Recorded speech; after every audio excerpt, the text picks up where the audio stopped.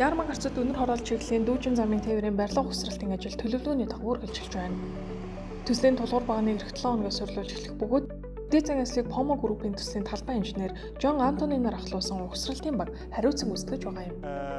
Багны дээд хэсгийн бүрдэл элементүүд болох кабель дамжуулах роликны тавцсан чиглүүлэгч элементүүд хамгаалтын хашлага зэрэг нь тусдаа үйлдвэрлэгддэг. Эдгээрийг техникийн зураг болон шаардлагын дагуу угсарч нэг цул хийц болгон бэлддэг юм. Ингэж бэлтгэсэн бүтээцүүдийг тээврийн стандартын дагуу бэхэлж тусгай зориултын машин техникээр талбай руу зөрвөрлөдөг. За ухсралтын явцын бүх үе шатанд зураг техникийн шаардлагын дагуу хийгдэж байгаа хэсгэд тасралтгүй хяналт тавьж байна. Учир нь багны дээд хэсэг нь кабель дамжуулах, чиглүүлэх гол үүрэгтэй учраас хэмжээ, байрлал, босоо болон ихтэй тэмдэглэлийн ямар ч алдаа нь бүхэл бүтэн системийн ажиллагаанд сөргөөр нөлөөлж болзошгүй. Тиймээс энэ хэсгийн угсралт хэмжилтийн ажил хамгийн өндөр наривчлалтай явагдах шаардлагатай байдаг хэмээн тэрээр ярьж байна.